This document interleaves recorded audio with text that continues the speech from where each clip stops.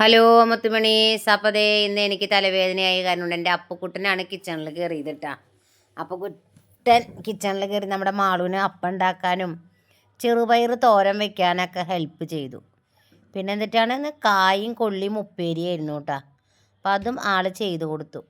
അപ്പോൾ അത് സെറ്റാക്കുമ്പോഴേക്കും മാളുകുട്ടിക്ക് അവിടെ വേറെ കുറച്ച് പണികളൊക്കെ ഉണ്ടായിരുന്നു. അപ്പോൾ എല്ലാവരും ഇങ്ങനെ വീടുകളിലൊക്കെ അസുഖങ്ങൾ അമ്മമാർക്കൊക്കെ വരുമ്പോൾ അങ്ങോട്ടും ഇങ്ങോട്ടും പരസ്പരം സഹായിച്ചാലാണ് നമ്മുടെ വീട്ടിൽ നല്ല ഹാപ്പി ആയിട്ട് കാര്യങ്ങൾ കഴിഞ്ഞു പോകില്ലേ. പിന്നെ ഇന്ന് ഞങ്ങൾക്ക് പണി കിട്ടിയ ദിവസമായിരുന്നു കേട്ടോ. നമ്മുടെ സത്യൻ ചേട്ടനെ വിളിച്ചിട്ടുണ്ടായിരുന്നു നമ്മൾ. അപ്പോൾ എന്താണ് തെങ്ങിൻ്റെ പട്ട വെട്ടാനായിട്ട്. അതിന് സത്യൻ ചേട്ടൻ കുറച്ച് കഴിയുമ്പോൾ വരും. പണി കിട്ടിയ കാര്യം നമ്മൾ വഴിയെ പറയണതാണ് കേട്ടോ.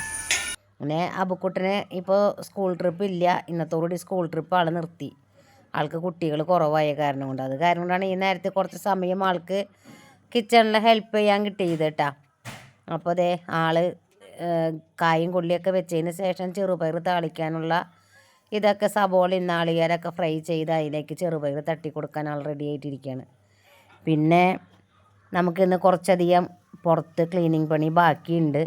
കുറേശ്ശെയാണ് ചെയ്യാൻ പറ്റുന്നത്. നമുക്ക് ഒരേ ദിവസം ഒരേ പ്രോഗ്രാമല്ല. പിന്നെ അതേ ആൾ അപ്പമൊക്കെ കഴിച്ചു.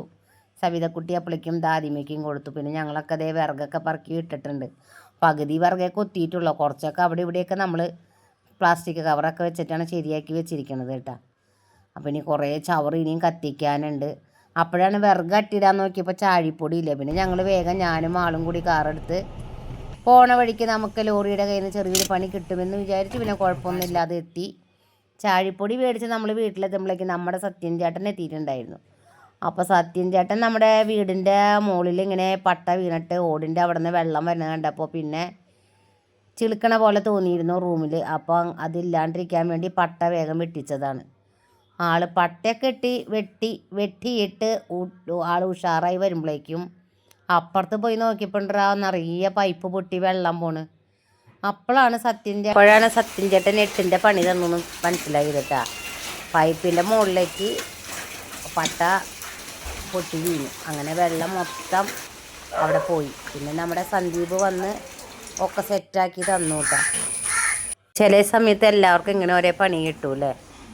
അപ്പോൾ ഇത്രയേ ഉള്ളൂ ഇന്നത്തെ സംഭവങ്ങൾ. അപ്പോൾ എല്ലാവരും സപ്പോർട്ട് ചെയ്യുക, ലൈക്ക് ചെയ്യുക, കമൻറ്റ് ചെയ്യുക. Okay, Tata, bye bye.